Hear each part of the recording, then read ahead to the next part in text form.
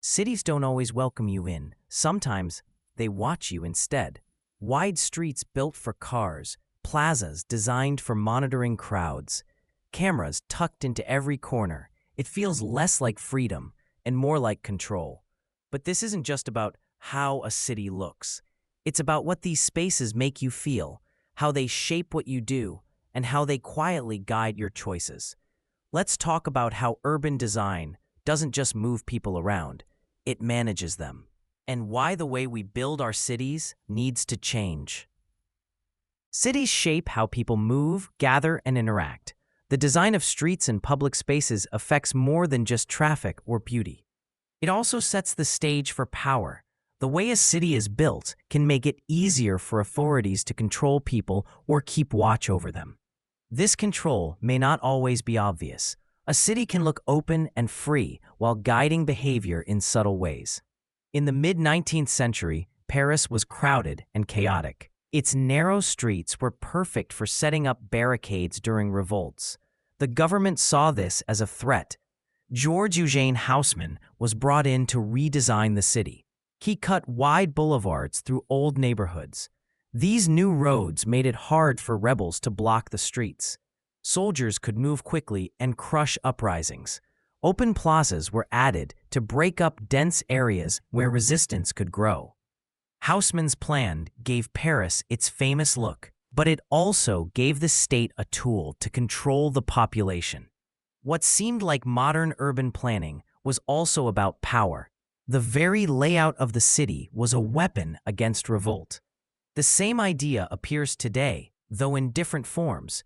Many cities now use technology to watch their residents. Cameras sit on streetlights, buildings, and transit systems. In some places, these cameras link to facial recognition systems. This creates a constant layer of surveillance. Authorities can track where people go, who they meet, and what they do. In Beijing, this network of cameras forms a vast system of monitoring. It does not just fight crime. It also shapes behavior by making people aware they are always seen. Singapore uses a similar approach with smart sensors placed across the city. These systems can predict traffic patterns and energy needs, but they also track human movement. A smart city may promise safety and efficiency, but it also risks becoming a space of total visibility. Surveillance does not only come from the state. It can also grow from within communities. Walkable neighborhoods often bring people closer together. Streets designed for walking encourage chance meetings and daily interaction. This can create strong bonds and a sense of belonging, but it can also lead to social pressure. With everyone knows each other, behavior is always on display. Choices about how to live, dress, or spend time can feel judged. The Mueller project in Austin shows this tension. The development has parks, shared courtyards, and local shops meant to foster connection. Residents report a strong sense of community. At the same time, some feel watched by their neighbors. Conversations and gatherings are visible to all, leaving little room for privacy. A space built for openness can become a place of quiet conformity. These patterns reveal a deeper truth. A walkable, lively city can still function as a panopticon. The term comes from a prison design by philosopher Jeremy Bentham. In a panopticon, guards can see all prisoners, but prisoners cannot see the guards. Because they never know when they are being watched, they act as if they always are. Modern cities often mirror this effect. Surveillance cameras replace the guard tower. Wide streets and open plazas create clear lines of sight. Neighbors become each other's observers. Even without direct enforcement, people adjust their actions to fit expectations. They behave not just to avoid punishment, but to avoid standing out. Imagine walking down a bustling street filled with shops and cafes. It feels vibrant and free. Yet above you, cameras track every step. Data flows to a central system that maps your movements. At the same time, the people around you notice what you buy, how you dress, and who you meet. Nothing feels oppressive, but everything is visible. The design of the city nudges you to act in certain ways. You stay on well-lit streets, cross at proper corners, and avoid gatherings that might draw attention. The freedom to walk, comes with an unspoken set of rules. You follow them, not because you must, but because you know you are seen. This dual nature makes walking cities complex. On one hand, they offer health, sustainability, and connection. On the other, they create networks of visibility that can be used to control. A street that feels safe, thanks to watchful neighbors and smart sensors, can also become a place where dissent is hard to express. A plaza built for community events can just as easily host surveillance equipment. The line between public good and public control is thin. City design does not simply reflect culture, it shapes it. The layout of streets, the placement of parks, the presence of cameras, all these elements guide behavior.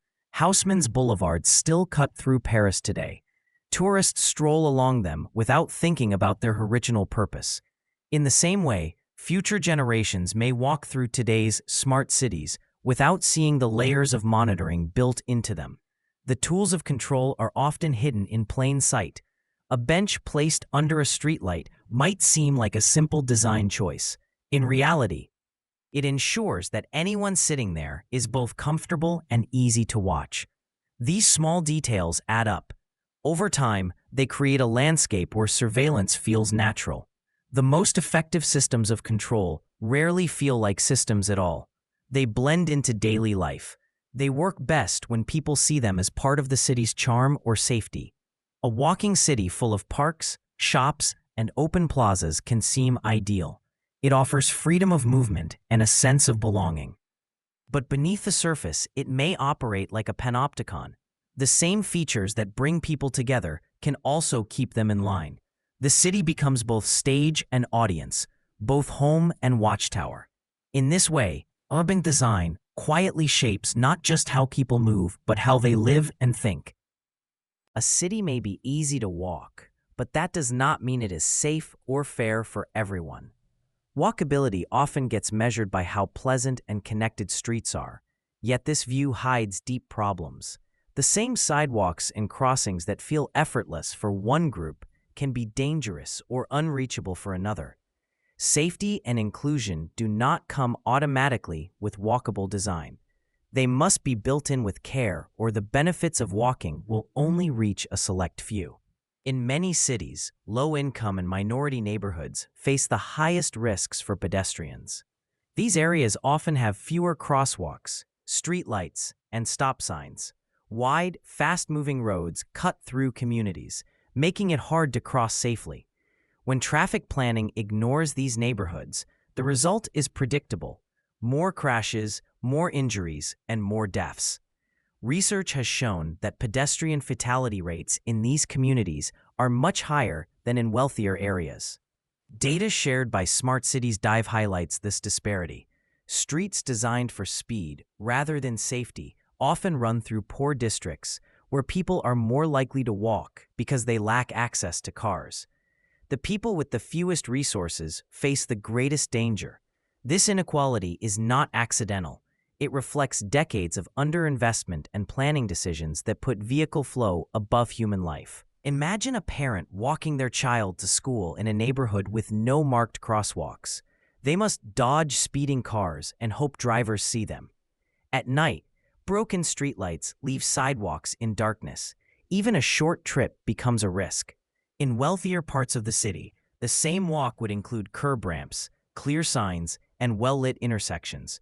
These are basic features, yet their absence can mean the difference between life and death. A city may boast about being walkable, but if certain neighborhoods are neglected, that walkability is only for some. For many people, the barrier to walking is not just traffic, but their own bodies. Cities often assume that everyone can walk a certain distance with ease. Planners may call a quarter mile a short walk, but this ignores the reality for many. Some people, especially those with disabilities or hidden mobility conditions, cannot walk more than a few dozen feet without pain or exhaustion. Hidden mobility disability, or HMD, describes those whose challenges are not visible to others. They may not use wheelchairs or walkers, but they still struggle with basic movement. When sidewalks, transit stops, and public spaces do not account for these needs, they create silent exclusion. U.S. cities often fail to plan for accessibility beyond the legal minimum. Sidewalks may technically meet guidelines but remain difficult to navigate due to cracks, slopes, or missing ramps. A transit stop placed a block away from a senior center assumes that residents can make the journey. For some, that block may feel like a mile. Consider a person with chronic pain who can only walk 70 feet before needing to rest. If the nearest bench is too far, they cannot leave home without fear of collapse. The city around them becomes a maze of limits, even if maps and planners call it walkable. This hidden barrier is rarely discussed, yet it affects millions. Accessibility is not only about physical design, it is also about attitude. When people with disabilities or HMDs ask for changes, they are often told their needs are too rare to matter. This leaves them trapped between isolation and risk. A sidewalk without shade or resting spots might seem fine to most, but to someone with limited stamina, it is a barrier as real as a locked gate. Walkability means nothing if only the strongest walkers are considered. Crime adds another layer to the challenge. In some cities, the threat of violence outweighs any design improvements. Even the most beautiful streets will stay empty if people fear for their safety. Johannesburg and Nairobi are striking examples. Both cities have areas with wide sidewalks and bustling markets, yet many residents avoid walking at night. Street lighting cannot erase the fear of theft, assault, or harassment. Women in particular face a double risk, both traffic and violence. A mother may decide not to walk her child to school simply because she worries about what might happen along the way. The physical design of a street cannot fix this problem alone. It requires social and economic changes that go beyond concrete and paint. Fear shapes behavior just as strongly as convenience. When a street is known for muggings, people plan routes to avoid it, even if it adds time to their journey. This avoidance can create pockets of neglect.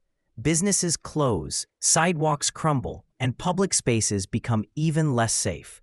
In turn, crime grows because there are fewer eyes on the street. This cycle erodes walkability from the inside out. A well-designed street grid cannot succeed if the people it serves do not feel secure enough to use it. These different layers, traffic danger, inaccessibility, and crime, interact in painful ways. A person living in a poor neighborhood might face fast-moving cars during the day and violent crime at night. If they also have limited mobility, their world shrinks even further. A 2-block trip to the store may require navigating broken sidewalks, dodging traffic, and staying alert for theft. To outsiders, the map shows a walkable distance. To the person living it, the journey is full of hazards. The design on paper does not match the reality on the ground. True walkability requires more than just sidewalks and plazas. It demands attention to who uses the space and what they face. A quarter mile may seem like nothing to a young, healthy planner, but to an older adult with arthritis, it can feel like a mountain. A street light might seem like a small detail, yet its absence can turn a safe route into a deadly one. A well-placed bench can expand the range of someone with limited mobility, giving them access to parks, shops, and friends. These small elements carry enormous weight for those who need them. Even technology, often seen as a solution, can fall short. A smart city project might add sensors and apps to track pedestrian flows. These tools gather data, but they do not address unequal safety. If most sensors are installed in wealthy areas, they will show active walking patterns while ignoring the neighborhoods where walking is too dangerous to attempt. The very data meant to guide improvements ends up reinforcing bias. Numbers alone cannot reveal who is excluded. Without listening to vulnerable groups, technology risks becoming another layer of inequity. Walking should be the simplest form of freedom. Yet it is shaped by forces of power, neglect, and fear. When city design overlooks vulnerable groups, it creates invisible walls.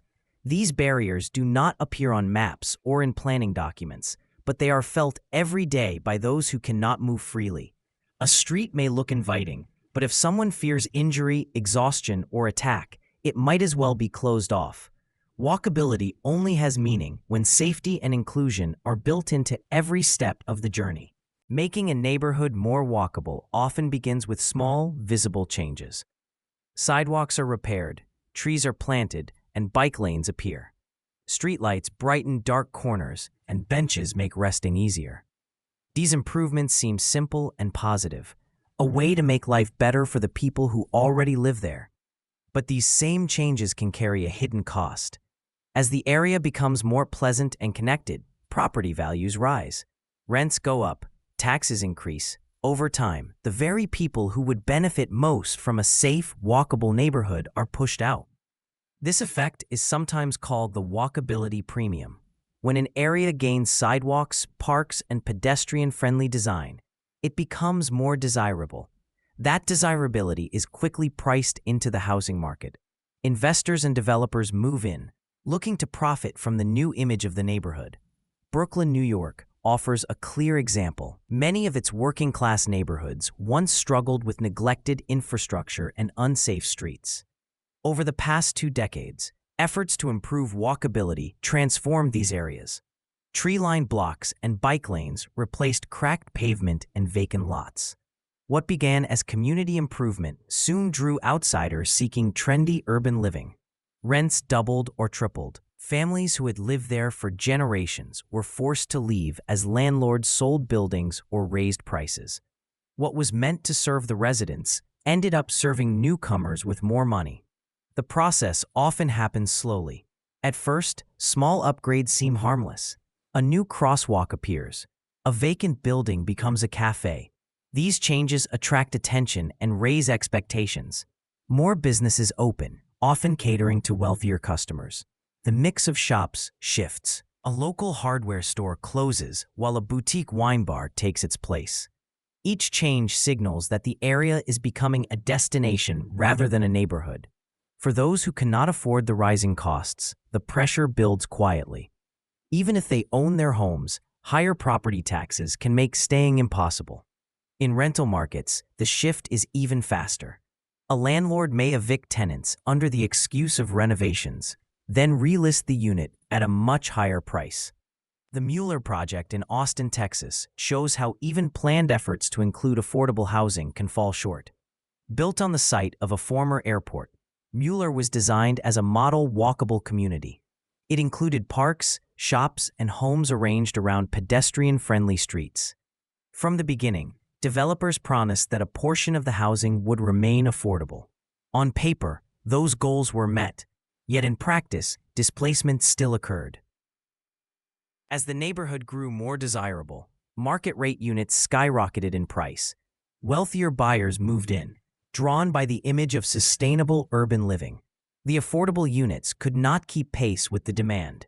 People who once lived nearby found themselves priced out, even if they had hoped to move into the new development.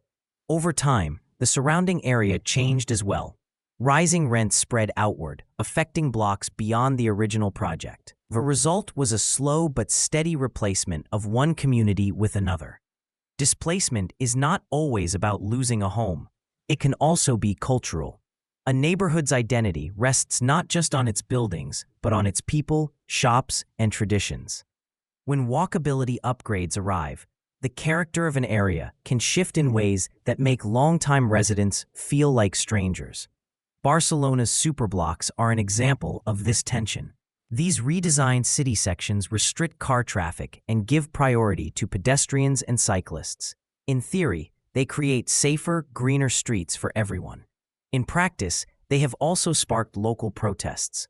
Some residents feel the changes cater more to tourists than to the people who live there year-round. As cafes, chain stores, and short-term rentals spread, small local businesses are squeezed out. A bakery that has served the same families for decades may close, replaced by a coffee shop designed for Instagram photos. The space remains walkable, but it no longer reflects the lives of the original community. This kind of cultural displacement is often overlooked because it is harder to measure than rent increases or eviction notices. A person might stay in their apartment but still feel they have lost their neighborhood. The streets they once knew are filled with different faces, different sounds, and different priorities. A weekend market that once sold affordable produce might now cater to food tourists. A public square may host events aimed at visitors rather than locals. The change is subtle yet profound. Walkability becomes a stage for a lifestyle marketed to outsiders rather than a tool for daily living. Consider a family that has lived in a neighborhood for 3 generations. They rely on local shops where owners know their names and understand their needs. As the area becomes more walkable and more desirable, those shops begin to vanish. A corner store closes, replaced by a high-end grocer with prices they cannot afford. The cafe where neighbors gathered is gone, replaced by a trendy spot filled with laptops and unfamiliar faces. The streets may be cleaner and brighter, but they no longer feel like home. The family may still live there physically, yet in every other way, they have been displaced. The cycle of gentrification often follows a predictable path. First, improvements attract attention. Then, speculation begins. Developers buy properties, betting on future profits. Rents rise, and those with fewer resources are forced out. New businesses arrive, catering to the tastes and spending power of the newcomers. The final stage is normalization, when the area's original character is almost entirely erased. What remains is a version of walkability that serves only those who can afford it. The sidewalks, parks, and bike lanes are still there, but their purpose has changed. They are no longer tools of access. They are amenities used to justify higher prices. Cities often celebrate these transformations as success stories. They point to increased tax revenue, lower crime rates, and vibrant street life. Yet these benefits are unevenly distributed. The people who most needed safe streets and accessible public spaces are gone by the time the improvements arrive. In this way, walkability becomes a luxury good. It is not something shared across the city, but something bought and sold like any other commodity. Those who can pay enjoy the tree-lined avenues and bustling plazas. Those who cannot are pushed farther away, often to areas with poor infrastructure and dangerous roads. The cycle repeats as new investments target the next up-and-coming neighborhood. This dynamic creates a cruel paradox. Walkability is often promoted as a way to make cities more inclusive and sustainable. But without protections against displacement, it can do the opposite. A neighborhood that was once home to diverse communities becomes a showcase for an idealized urban lifestyle. The very features that make it pleasant, safe crossings, public squares, vibrant local life, become signals for speculation and exclusion. Walking remains possible, but only for those who can afford to stay. A city may have perfect sidewalks and tree-lined streets, but if the environment itself is hostile, walking becomes a struggle. The best design cannot overcome extreme heat, heavy rain, or physical exhaustion unless these realities are built into the plan from the start. Too often, urban planning imagines walking in an ideal climate, mild temperatures, clear skies, and gentle breezes. Real cities do not work that way. They are shaped by weather, and when weather turns harsh, walking can become dangerous or even impossible. In places like Riyadh, Doha, and Kuwait City, extreme heat defines daily life. Summer temperatures regularly rise above 110 degrees Fahrenheit, with humidity that makes the air feel thick. Under these conditions, even a short walk can be punishing. Skin burns within minutes, and the body overheats before a person reaches their destination. A well-designed sidewalk does nothing to solve this problem. In these cities, many streets remain empty during the hottest parts of the day, not because they lack infrastructure, but because the human body cannot safely endure the heat. Those who can afford it travel by car or move between air-conditioned buildings connected by underground passages or sky bridges. Those who cannot must risk dehydration or heat stroke. Walking becomes a test of endurance rather than a normal part of life. Consider someone trying to walk to work in Doha at midday. The sidewalk is wide, smooth, and clean, but there are no shaded areas, no trees, and no water fountains. The sun reflects off glass towers and concrete, turning the street into an oven. Even if the distance is only a few blocks, it feels endless. By the time they arrive, their clothes are soaked, their energy drained. In this context, walkability exists on paper, but not in practice. The design ignored the limits of the human body. Heat is not the only environmental barrier. In tropical cities, rain can transform streets into rivers within minutes. Jakarta and Bangkok face seasonal flooding every year. Poor drainage systems mean that sidewalks and crosswalks disappear under dirty, fast-moving water. During these times, pedestrians must wade through flooded intersections, risking falls, infections, and even open sewer exposure. A sidewalk that functions well on a dry day becomes useless in heavy rain. The very idea of walking as a safe and reliable form of travel breaks down. People turn to motorcycles, rickshaws, or cars, crowding the roads and worsening traffic.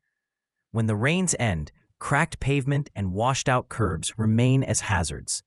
Without proper drainage, investments in walkability are washed away, both literally and figuratively. Imagine a mother trying to take her child to school in Jakarta during the rainy season. The route is only half a mile, but along the way, several intersections are flooded up to her knees. She must carry the child while balancing on slippery surfaces. Passing cars send waves of dirty water onto the sidewalk. What should be a simple, healthy walk turns into a dangerous obstacle course. The design of the street did not account for seasonal realities, leaving residents stranded when they most need reliable routes. Even in moderate climates, the lack of small comforts can make walking physically exhausting. Sidewalks without benches, drinking fountains, or shade force people to push through fatigue. Older adults are especially vulnerable. As people age, their endurance drops and their need for frequent rests increases. A neighborhood may appear walkable on a planning map because destinations are within a short distance. In practice, those distances become daunting if there are no places to sit and recover. Without shade, the sun drains energy quickly, even on mild days. Without water, dehydration creeps in, making every step harder. A city that expects constant walking without providing relief sets up its residents to fail. Consider an older man with arthritis trying to walk to a local market. The distance is less than a quarter mile, but there are no benches along the route. By the time he reaches the halfway point, pain forces him to stop. With nowhere to sit, he leans against a building, embarrassed and visible to passers-by. He may decide not to make the trip again, cutting himself off from fresh food and social interaction. This is not a failure of his body alone, but of the city that did not design for his needs. A single bench could have extended his range and kept him connected to the community. The absence of shade also magnifies heat stress. In many cities, planners favor wide streets and open plazas for aesthetic reasons. These open spaces look good in renderings, but offer no protection from the sun. Tree canopies take years to grow, and in the meantime, pedestrians suffer. A 10-minute walk across a sun-baked plaza can feel like crossing a desert. Without shaded routes, people avoid walking altogether. This avoidance creates a cycle where streets remain empty, and planners point to the lack of foot traffic as proof that walking is not popular. The real issue lies not in public preference, but in environmental design. In wealthier neighborhoods, private solutions often fill the gap. Shaded bus stops, fountains, and resting areas appear where residents can advocate and pay for them. Poorer neighborhoods are left with bare sidewalks and long, exposed routes. This inequality shapes who can safely walk and who cannot. A child in one part of the city might have tree-lined paths to school, while a child in another must navigate scorching asphalt with no relief. Environmental design becomes another layer of social division, reinforcing existing gaps in health and opportunity. Planners often treat climate as a backdrop rather than a central factor. They design as if every day will be mild and dry. When extreme weather hits, the system collapses. Heat waves, storms, and floods are no longer rare events. Climate change has made them part of daily life in many places. A city that does not adapt will see its walkability crumble. Flooded sidewalks, overheated streets, and unshaded routes will push people back into cars or keep them trapped at home. the promise of walking as a free and simple form of movement disappears. Technology alone cannot solve these problems. A smart city app that tracks pedestrian flows does nothing for someone standing ankle-deep in floodwater. A digital map showing shaded routes is useless if the trees were never planted. Solutions must be physical and visible: shaded corridors, covered walkways, proper drainage, and abundant seating. These are not luxuries. They are basic requirements for making walking safe and realistic in challenging environments. A city that fails to account for its climate is a city built on fantasy. It may win awards for design while leaving its residents stranded. The true measure of walkability is not how streets look on a sunny afternoon, but how they function during the worst days of the year. When heat burns, when rain floods, when bodies tire, the environment itself decides whether walking is possible. A walkable city must face these realities, or else its sidewalks will remain empty, monuments to an urban ideal that never matched the world outside. A walkable city is not built once and left to thrive on its own. Sidewalks, parks, and public spaces need constant care.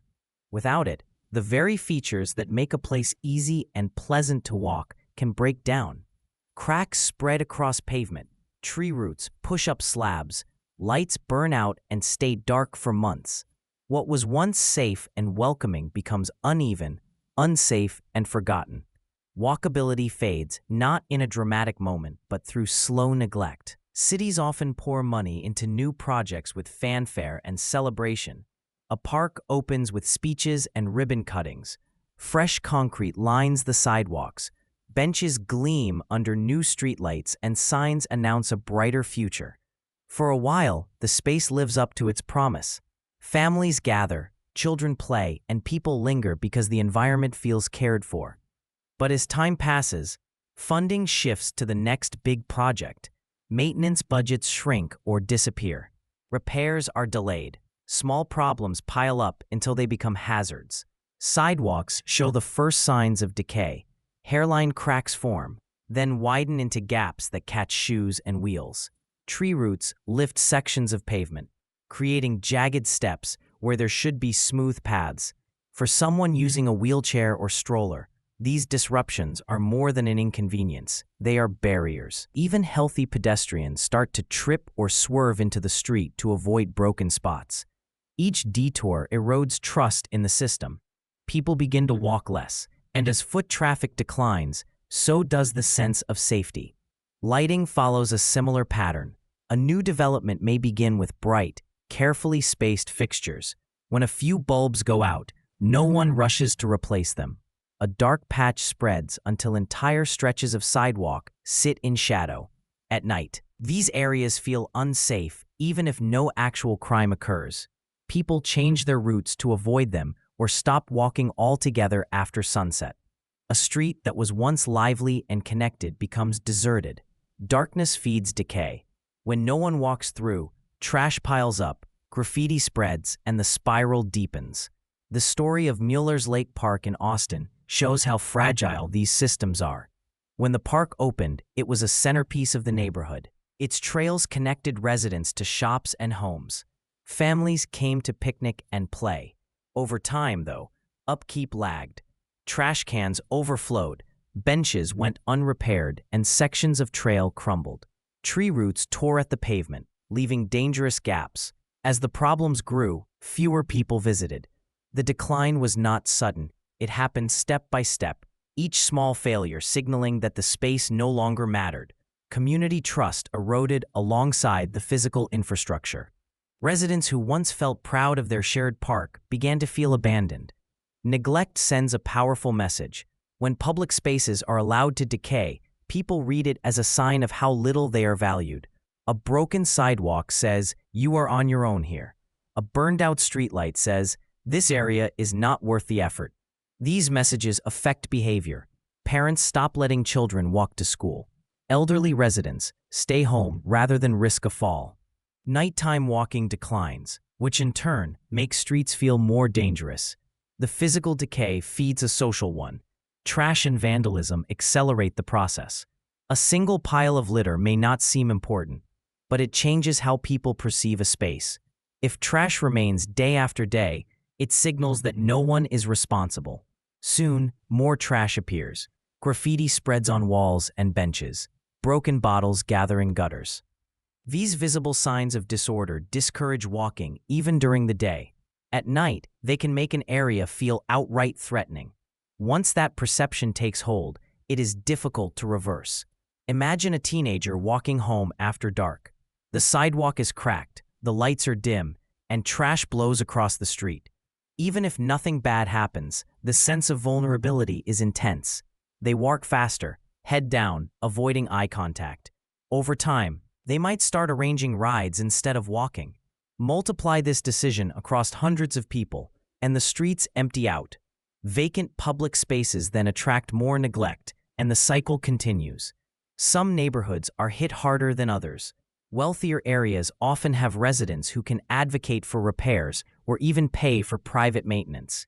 Poorer neighborhoods lack this leverage. Problems linger for years, creating deep inequities in walkability. A tree root lifting a sidewalk in one part of town might be fixed within days, while in another it grows unchecked until it becomes a wall of roots blocking the entire path. This uneven response reinforces feelings of exclusion. It also shapes health outcomes.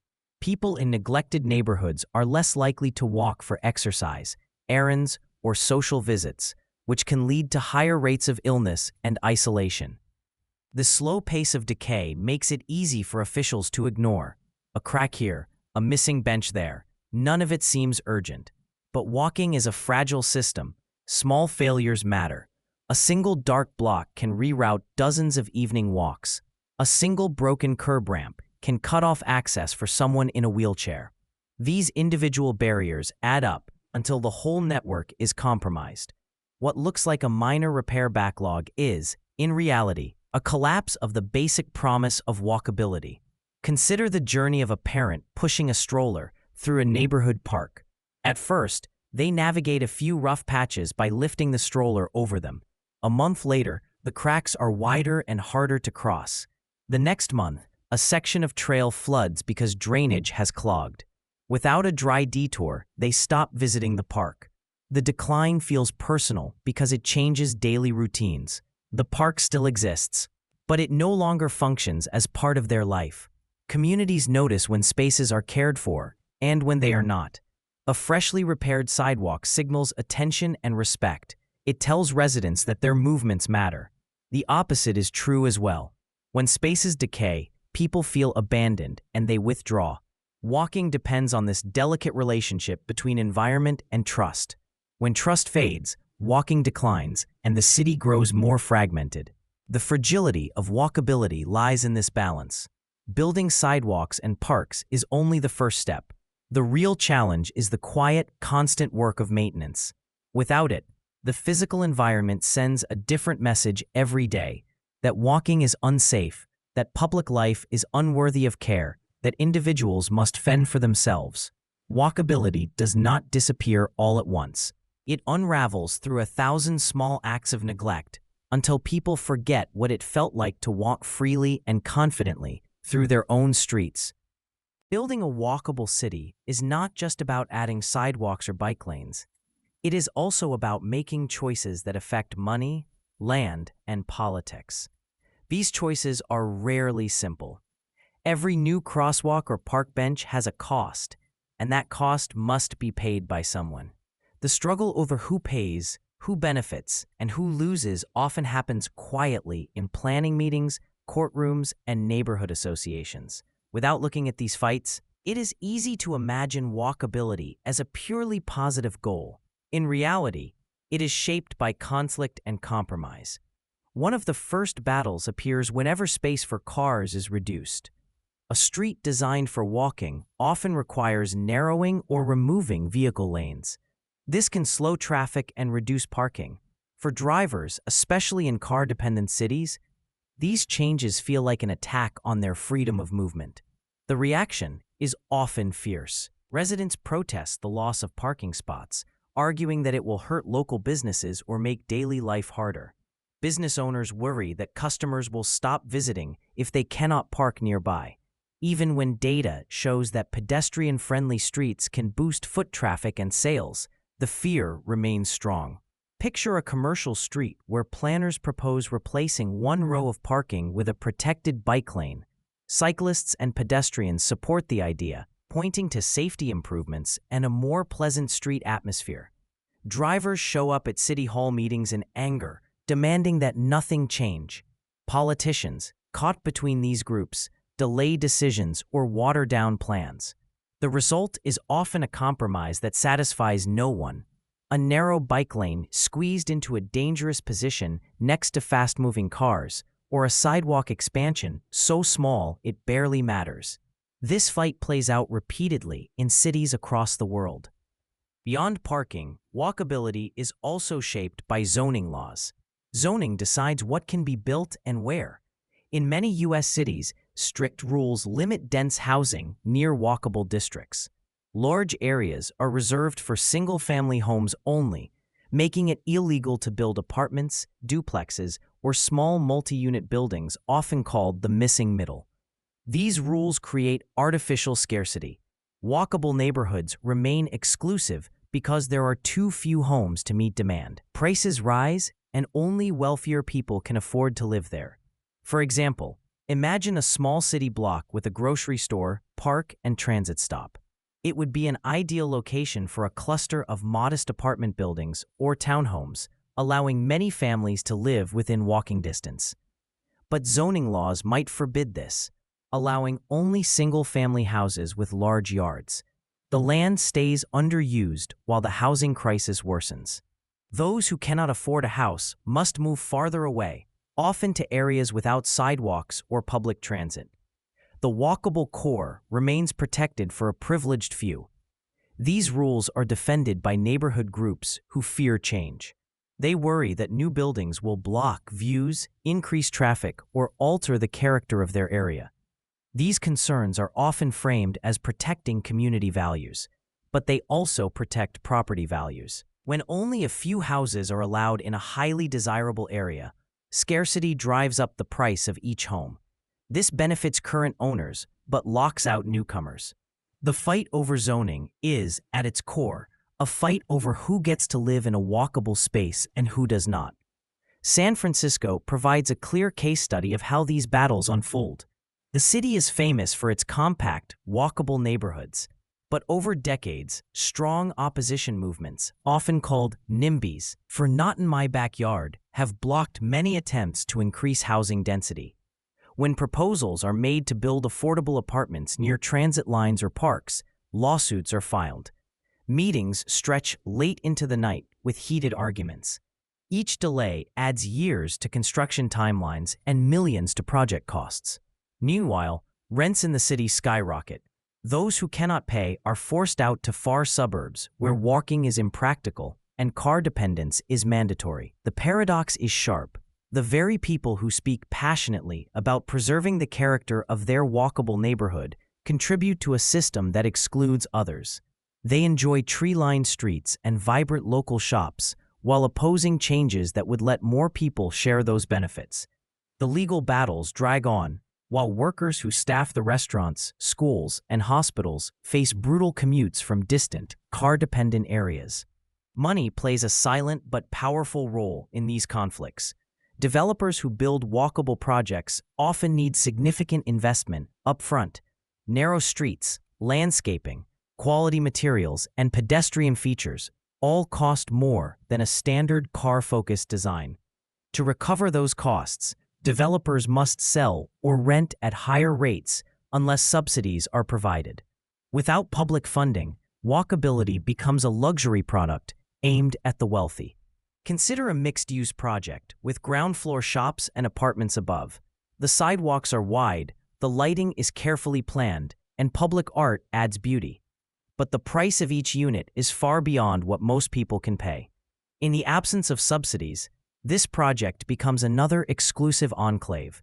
To outsiders, it looks like progress, a model of urban sustainability. To those displaced, it is just another wall keeping them out. The political challenge is that funding for affordable housing and maintenance rarely wins easy support. Tax increases spark resistance, and budget fights pit one public need against another. When money runs short, walkability features are often treated as optional extras rather than essential infrastructure. A promised network of safe crosswalks might be scaled back to a few pilot projects. Planned benches, trees, and shaded routes are cut to save costs. These decisions, made quietly in committee rooms, shape how inclusive a city truly becomes. Parking controversies often overshadow deeper structural problems. Debates about a single bike lane or curbside space are highly visible, drawing crowds and media attention. Meanwhile, the more complex issue of land use remains hidden. It is easier to argue over a row of parking meters than to confront decades of policy that created scarcity in the first place. By focusing on surface-level fights, cities avoid tackling the systems that drive inequity. Behind every pedestrian plaza and transit hub lies a web of compromises. A city may celebrate a new walking district, but if zoning keeps housing limited and expensive, the victory is hollow. A neighborhood might gain a beautiful sidewalk network, while surrounding areas languish with broken pavement and no streetlights. The result is a patchwork of privilege and neglect, with walkability concentrated where political power is strongest.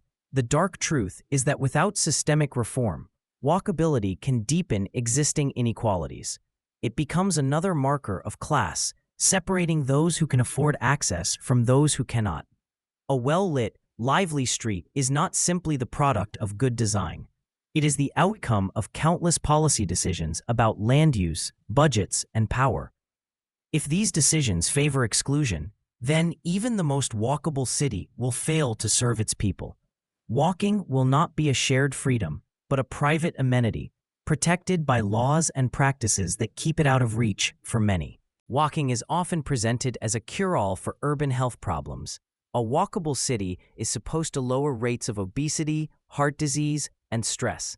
The idea is simple. If people can walk more, they will move more, and movement equals health. But walking is not automatically healthy. The environment matters. Where you walk, what you breathe, and what surrounds you can turn a healthy act into a harmful one. In some cases, walking may even hurt more than it helps. Air pollution is one of the biggest threats to health in urban areas. In cities like New Delhi, Mexico City, and Cairo, the air itself is a hazard. Smog and fine particles fill the streets, coming from cars, factories, and burning fuel. Walking through this environment means breathing in these pollutants with every step. The danger is invisible but constant. Tiny particles enter the lungs and move into the bloodstream, raising the risk of asthma, heart attacks, strokes, and even some cancers. For children and older adults, the effects are especially severe. Imagine someone deciding to walk to work in New Delhi to improve their health. They take a route along a busy road because it is direct and has sidewalks. As they walk, trucks and cars pass, spewing exhaust into the air. The person breathes deeply, thinking of the benefits of exercise. In reality, each breath delivers toxins into their body. After weeks or months of this routine, the cumulative damage outweighs the physical activity. The intention to be healthy clashes with the reality of the environment. Even in cities with lower pollution levels, certain streets can be hotspots. Narrow roads lined with tall buildings trap car exhaust, creating urban canyons where the air is worse than surrounding areas. Walkers passing through these corridors may unknowingly face higher risks. In such places, a walk through a park could be safe and beneficial, while a walk along a main road might be dangerous. The design of a city determines which of these experiences is more common, and in many cases, people have no choice but to take the polluted route. Noise is another invisible threat. It does not leave visible damage like a broken sidewalk, but it wears on the body over time. Urban noise comes from traffic, construction, and crowds. It rarely stops. For people who walk daily, constant noise becomes part of the landscape. They may stop noticing it consciously, but their bodies still react. Loud, sustained noise triggers stress responses, increased heart rate, higher blood pressure, disrupted sleep. Over years, this stress contributes to heart disease, anxiety, and other chronic conditions. Consider someone walking along a busy avenue each morning. Car horns blare, buses grind to a stop, and construction machinery pounds nearby. By the time they arrive at work, they feel tense and irritable without knowing why. The walk may count as physical activity, but the stress cancels out many of its benefits. Unlike air pollution, noise cannot be filtered out with a mask or avoided with deep breathing. It is constant, penetrating, and often ignored by planners. Some cities try to address noise by creating quiet zones or banning certain vehicles from pedestrian areas. These efforts help, but they are often limited to tourist districts or wealthy neighborhoods. In poorer areas, noise remains unchecked. People who already face economic and social stress carry an extra, invisible burden simply by living and walking there. The harm is slow and cumulative, making it easy to overlook. Another overlooked issue is the false sense of fitness that walkability can create. Walking is good for general health, but it is not always enough to meet physical activity needs. A study of the Mueller development in Austin found that residents walked more after moving there. They strolled to parks, shops, and community events. However, their levels of vigorous exercise, like running, cycling, or gym workouts, did not increase. In some cases, they even decreased. People felt they were active because they walked often, but the intensity of that walking was low. This substitution matters. Casual walking helps with mobility and mental health, but it does not build strength or cardiovascular fitness the way more intense exercise does. If someone replaces a 30-minute run with a leisurely stroll to the cafe, they may lose fitness over time even as they feel more active. The built environment encourages this pattern. When everything is within a short distance, there is less need for sustained movement. Convenience replaces challenge. Consider a resident of Mueller who once drove to a gym 3 miles away for workouts. After moving to the walkable neighborhood, they decide the gym is unnecessary. They walk to the local market and community events instead. They enjoy these outings and feel healthier. Months later, they notice they are winded on stairs or struggling to lift heavy objects. The casual walking kept them moving but did not maintain their fitness. The perception of health diverged from the reality of their body's needs. There is also a psychological layer to this problem. In walkable areas, social norms reinforce the idea that walking equals wellness. People see neighbors strolling with coffee or jogging with dogs, and they assume everyone is healthy. This creates a feedback loop where actual fitness is less important than appearing active. Someone may choose walking over more demanding exercise to fit in or because it feels easier. Over time, the entire community may share the belief that their lifestyle is healthier than it really is. The danger of this belief becomes clear when combined with pollution and noise. A person may think they are improving their health by walking daily, but if their route exposes them to dirty air and chronic stress, the net effect could be negative. They gain the psychological satisfaction of being healthy while their body suffers harm. This contradiction is rarely visible until health problems emerge years later. For many, the choice is not between safe and unsafe walking, but between walking and not walking at all. In dense cities, walking may be unavoidable even when conditions are poor. A worker in Mexico City might rely on walking for their commute, passing through areas with heavy traffic and noise. They cannot choose a cleaner, quieter route because none exists. The harm is built into their daily life. This reality highlights the limits of individual decisions. No amount of personal motivation or awareness can fix a toxic environment. The promise of walkability depends on more than just sidewalks and crosswalks. It depends on the quality of the air, the soundscape, and the surrounding health culture. When these elements are ignored, walking becomes a hollow symbol of wellness. It looks healthy from the outside, but carries hidden risks. In cities where pollution and noise are constant, walking may even shorten lives. The body cannot distinguish between a stroll taken for pleasure and a walk forced by necessity. It only registers the particles inhaled, the noise endured, and the strain absorbed. The darker truth is that walking can harm as much as it helps if the environment is hostile. A person may count their steps and feel virtuous while their lungs fill with smog. A planner may design beautiful pedestrian paths without considering the roar of nearby highways. A city may celebrate increased walking rates, while heart disease and anxiety rise quietly in the background. Movement alone does not guarantee health. Without safe conditions, walking becomes another burden that people must carry through the very streets meant to free them. A city can build wide sidewalks, shaded streets, and safe crossings, but that does not guarantee people will walk. Walking is not only about physical space, it's also about culture, habits, and perception. Even the best infrastructure can sit empty if people believe walking is beneath them, unsafe, or simply not part of their way of life. Changing the way a city looks is easier than changing how its people think and behave. In many parts of the world, walking carries a social stigma. It's seen as something only the poor or powerless do. When wealth is linked to cars, being on foot can feel like a sign of failure. In car-dominant societies, walking is not neutral. It marks someone's place in the social order. Islamabad is a striking example. The city was planned with green spaces, broad avenues, and clear pedestrian paths. On paper, it's walkable. In practice, people avoid walking whenever possible. Driving is a symbol of success and modernity. Those who walk may be viewed as unable to afford a car, or worse, as out of place. The city's design invites walking, but culture pushes against it. Imagine a young professional in Islamabad who lives only a 10-minute walk from work. The sidewalks are well maintained, and the route passes through shaded streets, yet they drive every day.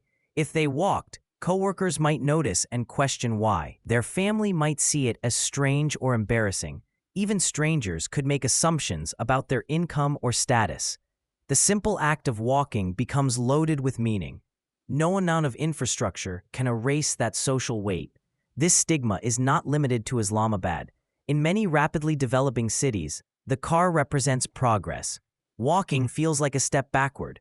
Families save for years to buy their first vehicle, not only for convenience, but for pride. Once they own a car, they use it for every trip, even very short ones.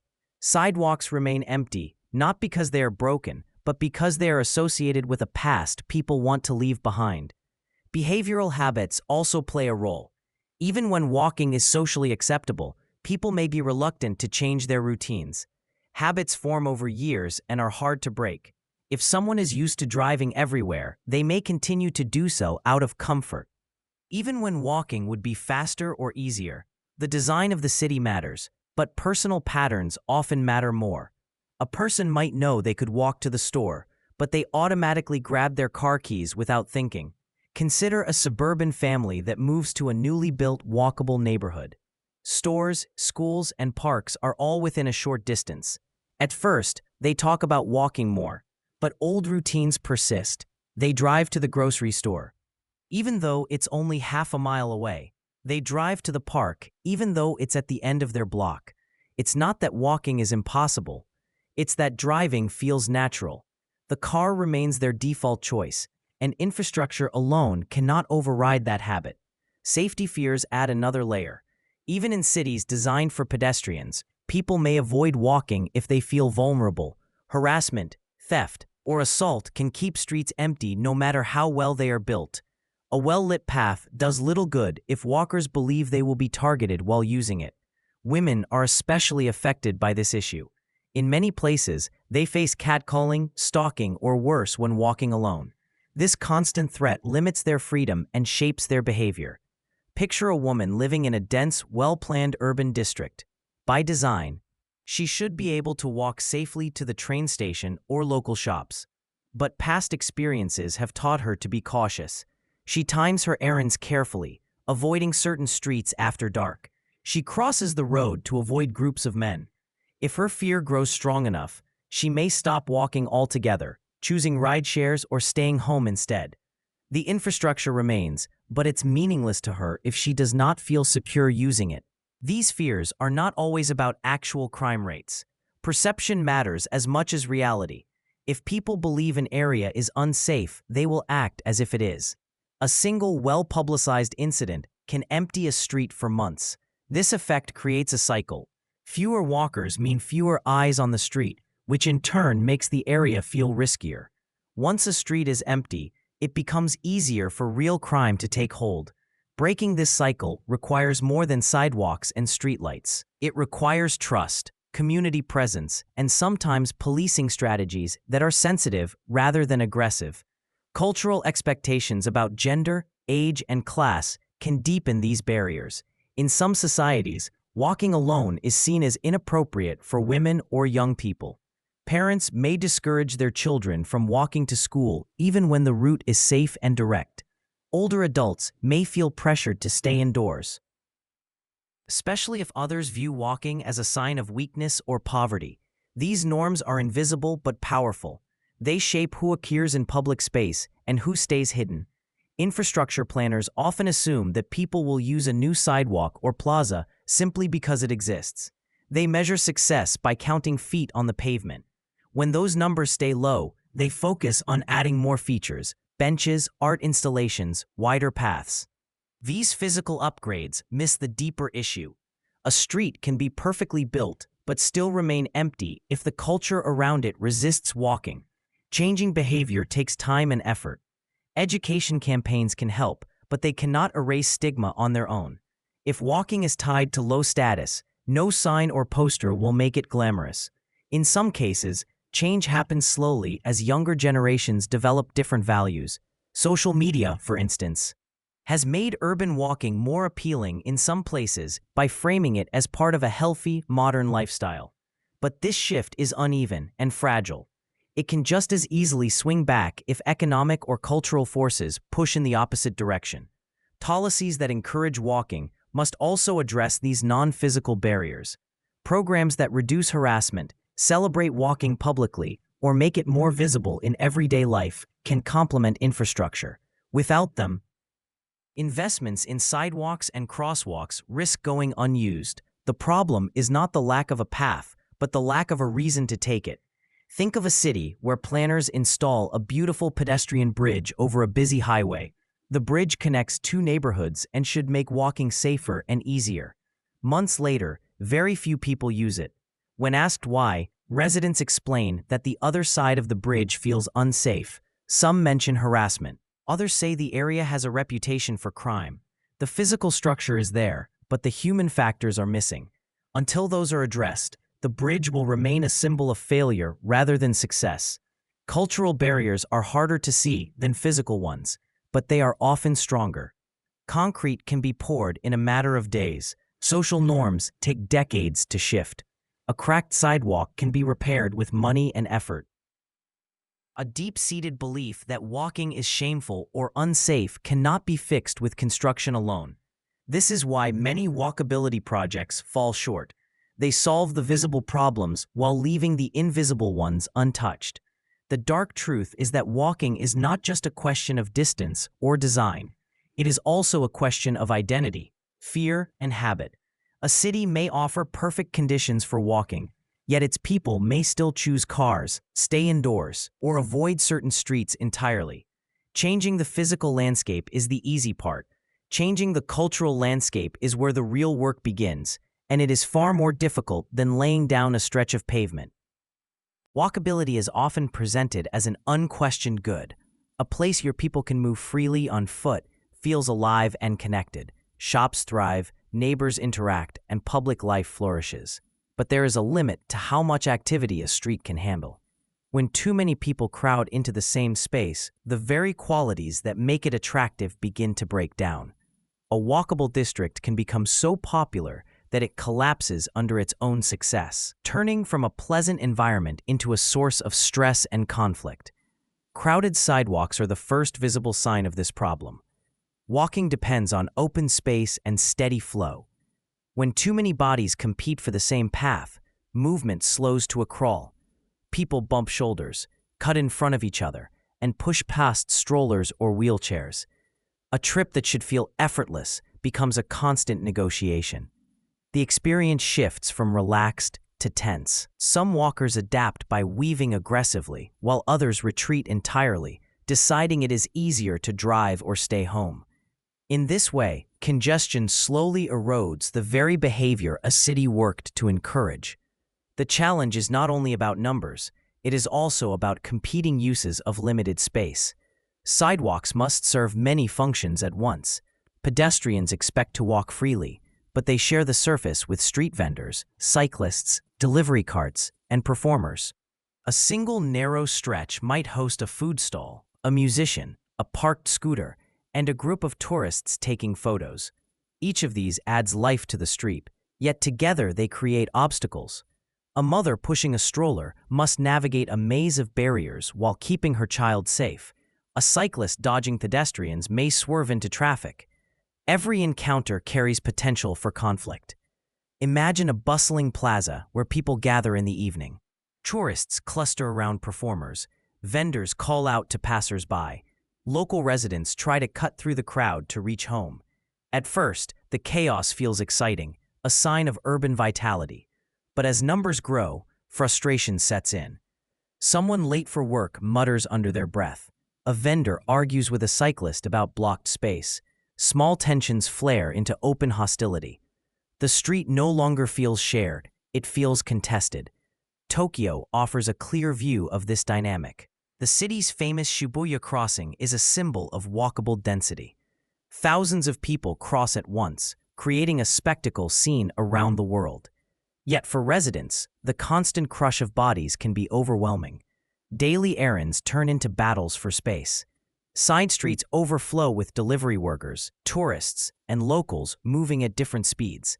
Even minor disruptions, a delivery truck parked too long, a group stopping for photos, ripple outward, causing jams and frayed tempers. The very walkability that makes Tokyo vibrant also creates daily stress for those who live there.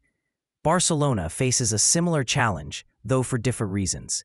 Its compact neighborhoods and superblock designs were meant to prioritize pedestrians and reduce car traffic. These changes worked, making the city more pleasant for walking, but they also made it a magnet for tourism. Narrow streets designed for local foot traffic now host waves of visitors. In peak season, some areas are so packed that residents can barely move through their own neighborhoods. Shops that once served locals shift to selling souvenirs or overpriced meals. The balance tips. What was once a shared community space becomes a stage set for outsiders. This influx creates cultural as well as physical strain. Locals may resent tourists, while tourists see locals as obstacles to their leisure. Signs go up urging visitors to respect the neighborhood, but enforcement is difficult. Overcrowding leads to noise complaints, trash buildup, and a sense of being watched or intruded upon. Residents who once loved their walkable streets begin to avoid them. Some move away entirely, seeking quieter spaces even if it means less convenience. The neighborhood remains walkable on paper, but it no longer serves those who need it most. The success paradox can also appear in smaller ways. A new pedestrian zone may open to great excitement. Restaurants expand their seating onto sidewalks. Buskers set up in corners, and families flock to enjoy the safe, car-free space. Over time, the popularity grows. Businesses fight for the best spots, adding more tables and displays. Performers compete for attention with louder music or bigger crowds. What began as a calm refuge slowly turns chaotic. People complain about noise and clutter, yet removing these elements feels like a loss. The city is trapped between vibrancy and control. Safety risks rise as density increases. Emergency vehicles may struggle to reach someone in distress because streets are too crowded to clear. In the scramble for space, cyclists and scooters often collide with pedestrians. Temporary solutions, like painted lanes or police patrols, rarely keep up with demand. Without clear rules and enforcement, every user group feels wronged. Pedestrians blame cyclists for speeding. Cyclists blame walkers for unpredictability. Vendors blame both for blocking business. Each group sees itself as the victim, deepening divisions. Overcrowding affects mental health as well as physical safety. Walking in a peaceful environment can reduce stress and promote well-being. Walking through constant noise, jostling, and conflict has the opposite effect. People tense their shoulders, quicken their pace, and avoid eye contact. These small bodily reactions accumulate into chronic stress. Even when no actual danger exists, the perception of danger keeps the body on edge. Over time, this strain can lead to anxiety, fatigue, and withdrawal from public life. Consider a parent walking with a small child, through a crowded market street. They must hold the child tightly to prevent them from being swept away by the crowd. Every step requires vigilance, avoiding bikes, stepping around carts, scanning for open space. By the time they reach their destination, they are exhausted. The outing feels less like leisure and more like survival. If this becomes a daily experience, the parent may choose to stay home or rely on private transport. The public realm loses another user to stress. Cities often underestimate how quickly a walkable area can hit its capacity. Sidewalk width, crowd flow, and user diversity must all be considered in advance. If not, growth outpaces design. A district that feels lively one year may feel suffocating the next. Adding more space later is difficult and expensive, especially in dense urban cores. Some cities respond by restricting access. Barcelona has experimented with limiting tourist numbers in certain areas. Tokyo manages flows through timed events and crowd control barriers. These measures help temporarily, but they highlight the underlying issue. Walkability cannot expand endlessly. Without limits, a successful pedestrian space becomes a victim of its own popularity. The deeper problem lies in how cities measure success. Planners often count foot traffic as a sign of health. More people equals more vibrancy, but numbers alone do not reveal experience. A packed street may look thriving from above while feeling miserable on the ground. True walkability depends not only on how many people use a space, but on how well they can move, interact, and breathe within it. The paradox is stark. A city works hard to create places where people want to walk. When it succeeds, those places become too crowded to enjoy. What began as liberation turns into constraint. The street becomes another battlefield, not between cars and pedestrians, but between pedestrians themselves. Walkability, once a symbol of balance and community, tips into conflict. Without careful management of growth and capacity, the dream of walkable streets can dissolve into noise, frustration, and escape. Walking may be the oldest form of human movement, but in many cities, it's also the most legally vulnerable. The systems meant to govern streets and public spaces often fail pedestrians. Instead of protecting them, laws and policies can punish those on foot while shielding those with power or resources. This failure is not always obvious. It shows up in small ways. A ticket for crossing outside a marked zone, a crumbling sidewalk that no one claims responsibility for, a court case where blame falls on the injured rather than the negligent. Without clear rules and enforcement, walking becomes an act of risk carried entirely by the individual. Jaywalking laws are a clear example of this imbalance.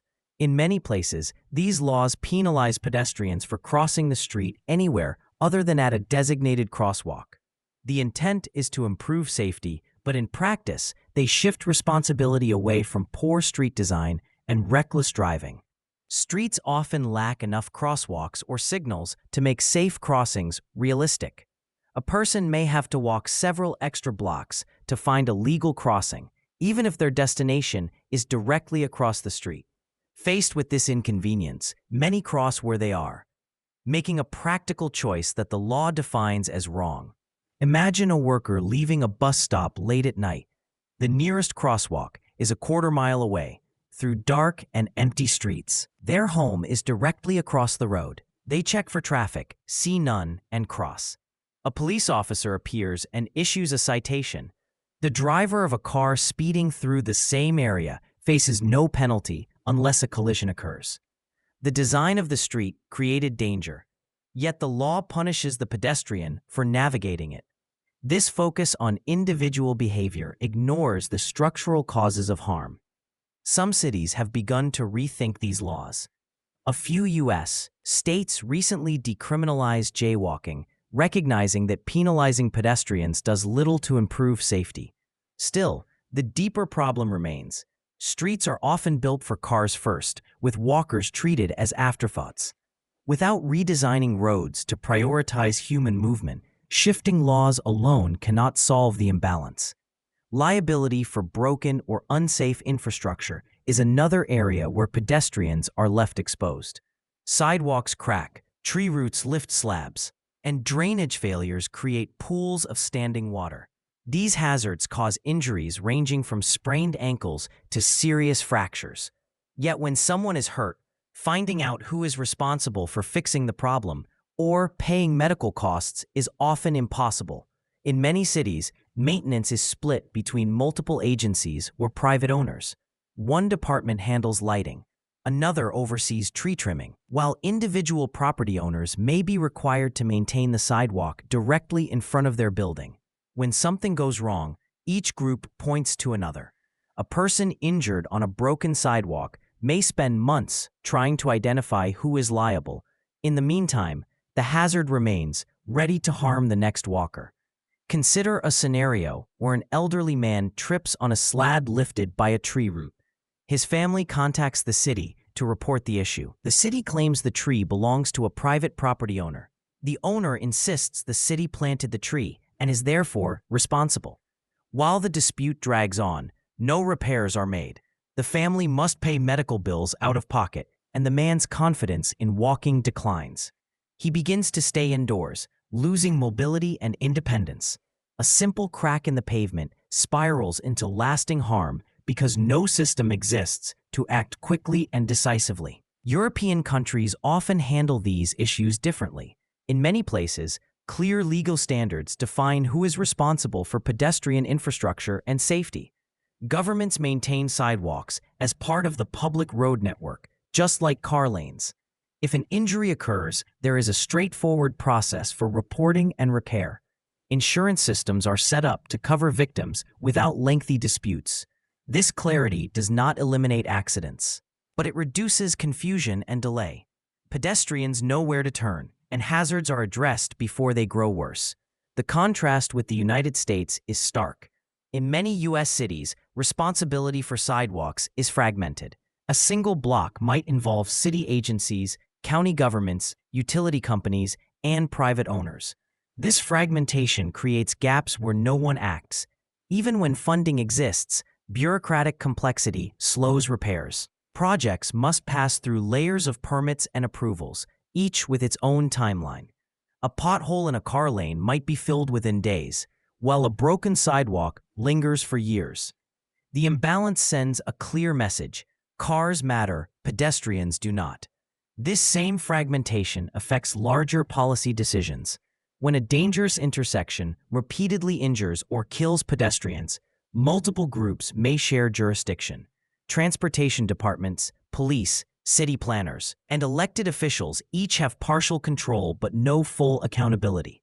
After a tragedy, press releases are issued and committees formed, but little changes.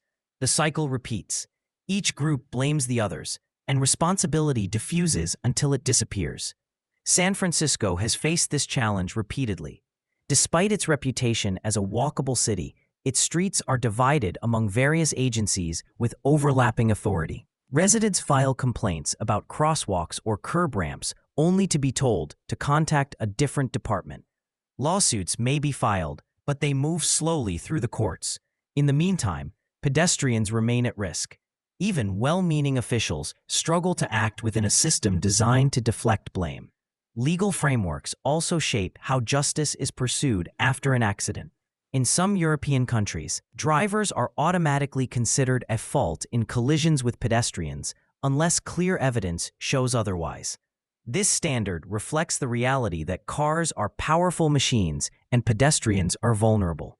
It encourages drivers to be cautious and shifts the burden of proof away from the injured. In contrast, U.S. law often places heavy responsibility on the pedestrian. After a collision, investigators may focus on whether the victim was jaywalking, wearing reflective clothing, or paying attention. This framing turns a systemic problem into an individual failure. Even when a driver was speeding or distracted, the narrative may center on what the pedestrian did wrong. Families of victims are left not only with grief, but with the sense that their loved one has been blamed for their own death. These differences have profound effects on culture. In places where the law protects walkers, streets are treated as shared spaces. Drivers expect to yield, and infrastructure is built to minimize harm. Where the law is ambiguous or hostile, pedestrians move through the city as second-class citizens. They step cautiously, knowing that if something goes wrong, they will face the consequences alone. The failure of legal systems to prioritize pedestrians is not just about accidents or lawsuits. It shapes how people view walking itself. If every step carries risk without protection, people will walk less. Parents will teach children to avoid certain streets, older adults will stay home, and public life will wither. The absence of legal clarity is felt in the emptiness of sidewalks and the silence of public squares.